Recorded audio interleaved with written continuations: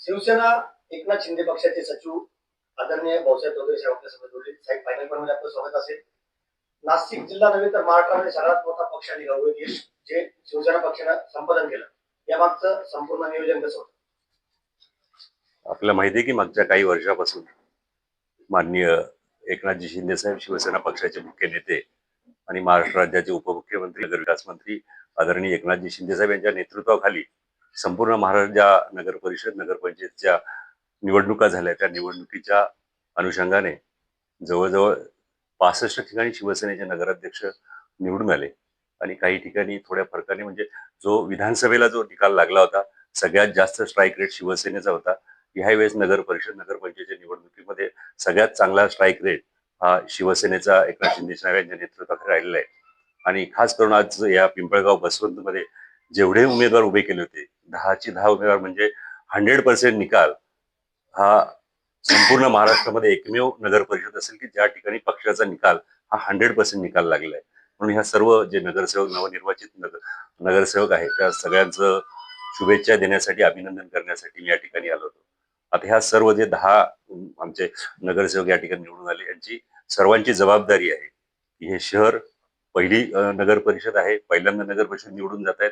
हे शहराचं सुशोभीकरण करणं, नागरिकांना सोयी सुविधा उपलब्ध करून देणं आणि नागरिकांचा एक राहणीमानाचा दर्जा उंचावणं ही सगळ्यांची जबाबदारी आहे. आणि पुढच्या काळात ही सर्व मंडळी माननीय एकनाथ शिंदे साहेब आणि युवा नेते श्रीकांत शिंदे साहेब यांच्या नेतृत्वाखाली या शहराचा एक चांगला विकास करतील आणि एक चांगलं शहर ज्याचं ह्या संपूर्ण भारतामध्ये एक नकाशावर असलेलं एक शहर आहे. ह्या शहराला एक चांगल्या दर्जाचं शहर बनवण्याचं काम ही सर्व युवा मंडळी करतील.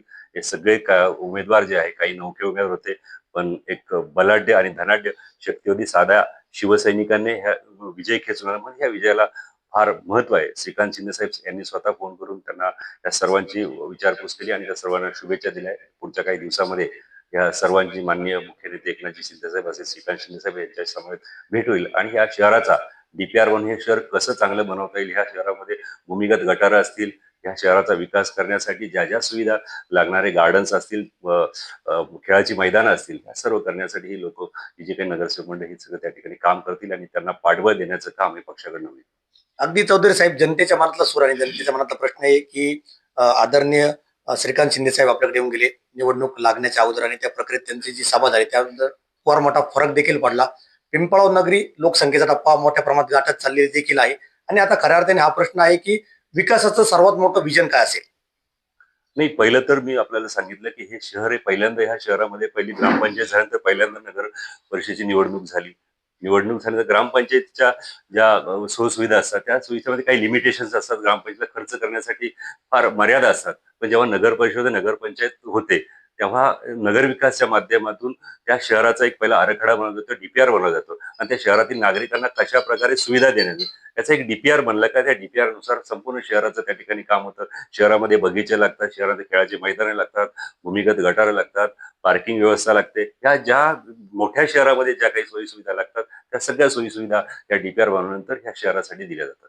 द्राक्ष पंढरी आता फक्त नावालाच राहिलेली खऱ्या अर्थानं आणि नगर विकास खाता आदरणीय शिंदे साहेबांकडे आहे. त्यामुळे अनेक लोकांच्या अपेक्षा देखील आहे. आमच्या पिंपळात छोट्या स्वरूपाचे काही MIDC, काही मोठ्या स्वरूपाचे MIDC, काही असा प्री प्लॅनिंग आहे का आपल्या बाबतीत? नाही, हे बघा, आपण हे जे पिंपळगाव शहर आहे याला फार मोठं बाजार, कांदा बाजार भेटण्याचं फार महत्व आहे. मागच्या काही काळापासून द्राक्षचं उत्पादन चांगलं होतंय. आपल्या जवळच 15 ते 20 किलोमीटर एअरपोर्ट आहे. तर त्याच्यामुळे हे जगाच्या नकाशावरती हे पिंपळगाव एक शहर जे आहे हे थोड्या दिवसात नावावर उभं येणार. त्यामुळे ह्या ठिकाणी ज्या ट्रान्सपोर्टेशन आहे, येणाऱ्या ज्या हजारो ट्रक्स आहेत त्याच्यासाठी सोयी सुविधा उपलब्ध करून देणार आहे. त्या ट्रक ड्रायव्हर्स आहे त्यांना राहण्याची व्यवस्था झाली पाहिजे, ट्रक टर्मिनल झाली पाहिजे. या अनेक गोष्टी ज्या शहराला लागतात एक शहर स्वच्छ आणि सुंदर बनण्यासाठी, त्या सगळ्या गोष्टी ह्या शहरात नगरसेवकाच्या माध्यमातून होतील. जे आपल्या मुलाखतीच्या शेवटच्या टप्प्यावर सिंहस्थ पण जवळ आलेला आहे. अगदी MP UP लोक सर्व इथूनच प्रवास करणार आहे. यासाठी आपल्या नगर विकास खाता आपल्याकडे असल्यामुळे या सिंहस्थाच्या वेळेस काही वेगळ्या प्रकारच्या काही योजना, काही मोठे प्रकल्प आपण इथं आणण्याचा काही आपला मानस आहे का? हा, ह्या शहराचे मी मगाशी सांगितलं की शहर सुंदर करण्यासाठी ज्याप्रमाणे आदरणीय शिंदे साहेब ह्या संपूर्ण नगर परिषद नगरपंचायतीमध्ये लक्ष घालतायत. जेव्हा याची सुरुवात होईल त्यावेळेस ज्या ज्या मोठे रस्ते आहेत, ज्या ज्या ठिकाणून नाशिकला येणारे कुंभमेळ्याचे जे रस्ते आहेत, त्या त्या ठिकाणी प्रत्येक पिंपळगाव असेल, तिकडनं दुसरं सिन्नर असेल, ही जी मोठी शहरं जी लागून आहे, त्या ठिकाणी ह्या सोयी सुविधा उपलब्ध करून द्याव्या लागतील. आणि एक मी मगाशी सांगितलं की सीओ आणि हे सर्व नगरसेवक जेव्हा एकत्र बसतील, ह्या शासनाच्या प्रशासनाच्या माध्यमातून ज्या काही सूचना येतील आणि आम्हाला ज्या त्याच्यामध्ये काय सुधारणा होईल, हे करून एक शहरासाठी त्या गोष्टी आम्ही करणार आहोत. अगदी जनतेने आणि संपूर्ण कार्यकर्त्यांनी निवडणूक हातात घेतली होती आणि संपूर्ण यश आपलं खेचून आणलं, याबद्दल आपली काय प्रतिक्रिया आहे? नाही, मी सांगितलं की हे यश आहे ह्या कार्यकर्त्यांनी अनेक वर्ष ह्या शहरामध्ये प्रत्येकाच्या अडचणीला, दुःखामध्ये, सुखामध्ये, शालेय कामामध्ये, शिक्षणामध्ये किंवा हॉस्पिटलच्या कामासाठी जी काही वर्षानुवर्ष मदत करत आलेली मंडळी आहे, ही सगळी साधारण शिवसैनिक आणि या योजना. त्यामुळे हा विजय जो आहे हा खास आहे आणि शिंदे साहेबांनी त्यात सगळ्यांचं कौतुक केलेलं आहे. अतिशय मनापासून धन्यवाद साहेब, आपण आपला बहुमूल्य वेळ दिल्याबद्दल धन्यवाद.